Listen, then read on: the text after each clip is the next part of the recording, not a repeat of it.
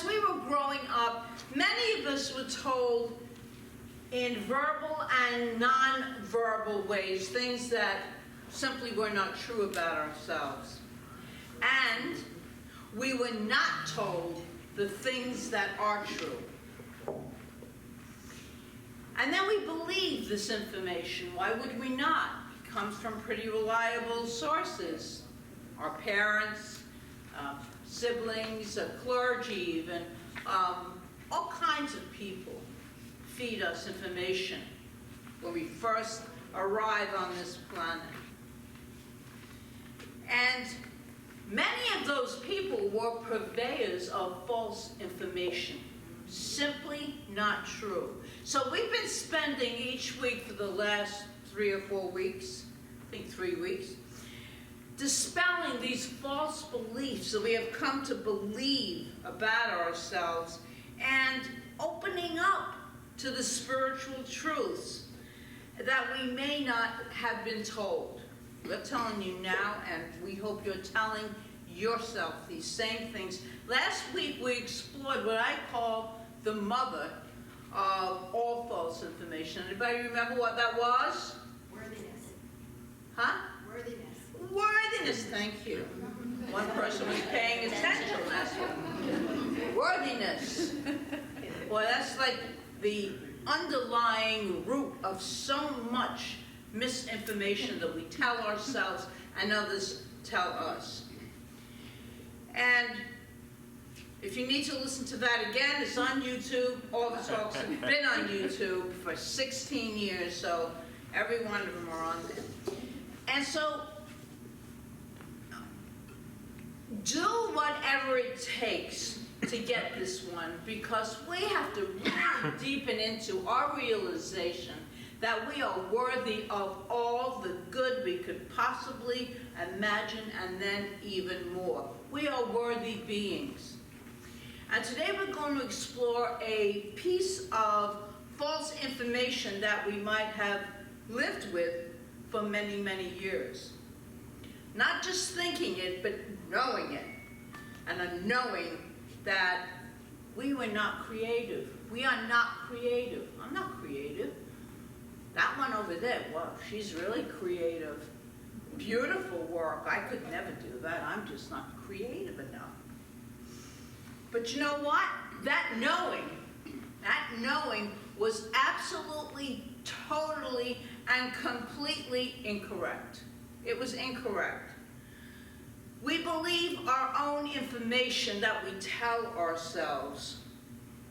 And then you have to believe that misinformation as well, because most of that is misinformation. Each and every one of us are creative beings, and I hope you get that by the end of today's talk. There's a spiritual truth. We are each made in the image and likeness of the creator of the universe. Oh, sounds like a superhero. Don't you think that some of that creative energy might have rubbed off on us, being made in the absolute image of that God stuff? That's who we are, creative beings. In fact, we are the very embodiment of all that is creative. We are physical vehicles of the great originator. That's who we are. Our minds are one with the essence of imagination. At the core of our being is pure potentiality. All things are possible. Everything is a potential waiting to come forth. Use your imagination, because that is a very powerful tool. New Thought author Eric Butterworth once wrote, "Life that urges us to create can never be concealed or shut away forever. Ever present, it simply awaits our recognition and expression. It is there within us, not lost at all, not gone or even the slightest bit diminished. For it is who we are," he says, "in essence. It is our very nature, our very being. and the deep self envelops us, rises within us. As we become more spiritually attuned, more conscious, we come more into who we truly are. Our true self, our creative source, God. From God flows all creation, all that exists, since we are one with that infinite source. Then we are inseparable. It is impossible, this is me, it is impossible to be separate from this universal consciousness of good. Impossible. People think they are, but in real actuality, they're not. Back to better work. Okay, and that means extravagantly so. For just as life is limitless, so are our capabilities to imagine and thus to create. Creativity is I love this. Creativity is an endless river of mind. And each one of us is a stream that flows in and out of that river. I love that visual. Because everything is always fluid. Everything is in movement and motion. And so are we when we allow ourselves, when we open up to that inflow and outflow of pure potentiality and imagination. The spiritual truth I want you to walk away with today is this. You are naturally creative in your own right and in a variety of ways, not just one. We are all gifted artists, every one of us. Each and every one of us. I have heard it said that the artist is not a different kind of person, but that every person is a different kind of artist. And that's what we are. We create our lives. We create all of our experiences. We are pure potentiality waiting to open up. That's what we are. I want you to know this concept is as much for those of you who consider yourselves very creative as those who don't. Because often I've seen those who are creative in one area get blocked in another area. Because it's their lack of belief in that ability to be creative. Or I've seen them completely block the creativity because they think they aren't creative or good enough, that's usually the one, to do something different.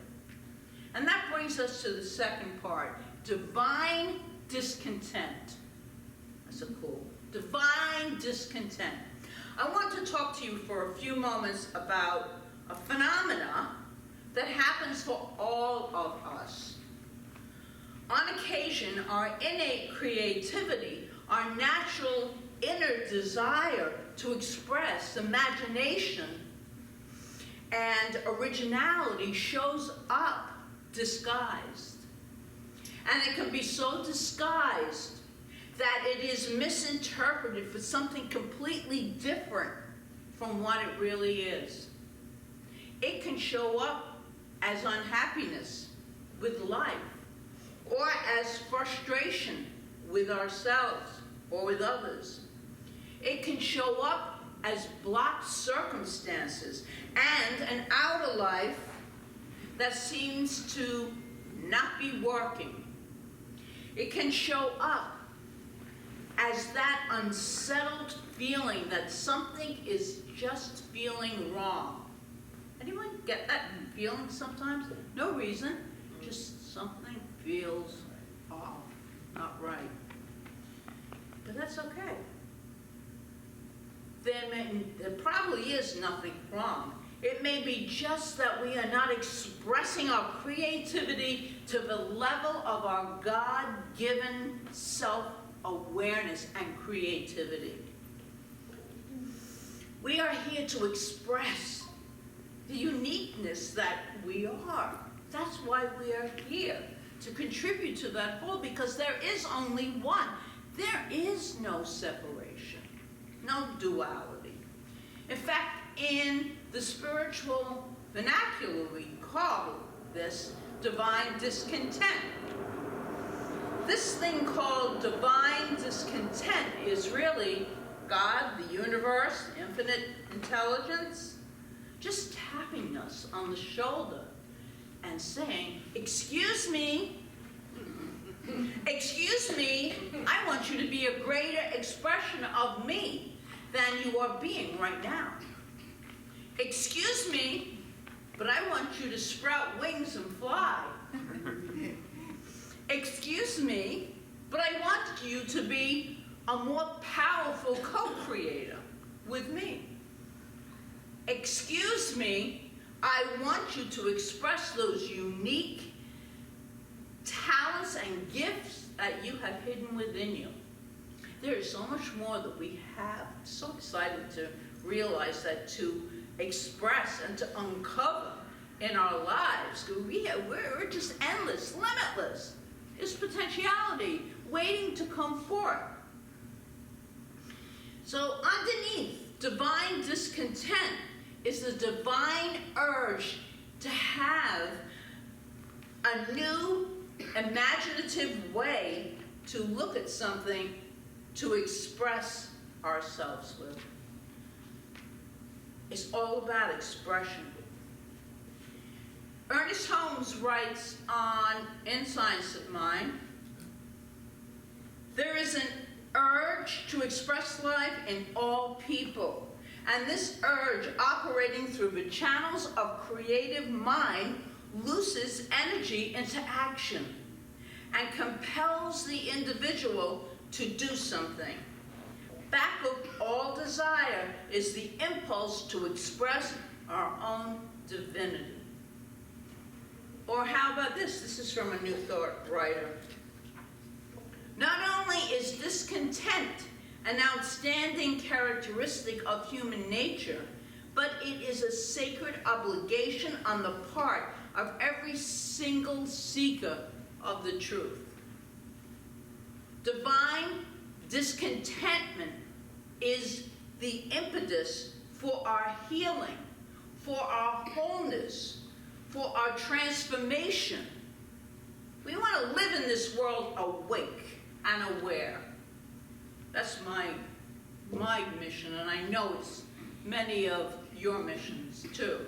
To be awake and aware of how powerful we are as spiritual beings. So powerful. So here's a couple of examples of discontent with situations that were propelling forth divine creativity. So I have two little examples, little stories. In a large Midwestern city, a gang of thieves had worked out a coordinated routine that was so smooth and fast that they could break into a clothing store and sweep the clothes right off the rack before that alarm was even set. And then a young detective got an idea. See, that's creativity.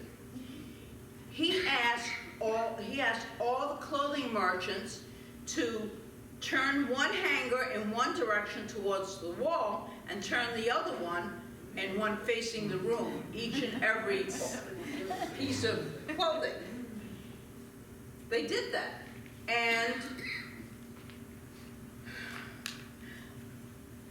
the next time an alarm was set and police arrived, they answered. They found the frustrated thieves removing the garments one by one. Couldn't sweep it up because one person had a creative idea that really worked. The other example of a creative solution. A farmer was having trouble keeping hunters off his property. His no trespassing and no hunting signs were destroyed, and his warning sign, stay out or get shot, got shot. So that didn't work.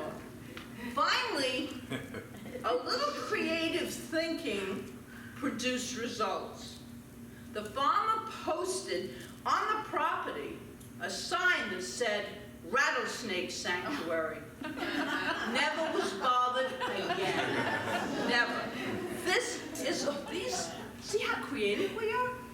There is a creative solution for anything, any problem, any challenge. At all outer circumstances that need a solution, the discontent within the situation called forth the solution. A new way of thinking.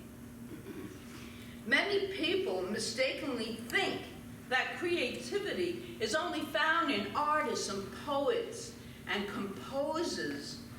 But in fact, creativity, imagination, and originality is just a way of looking at ordinary things in a different light.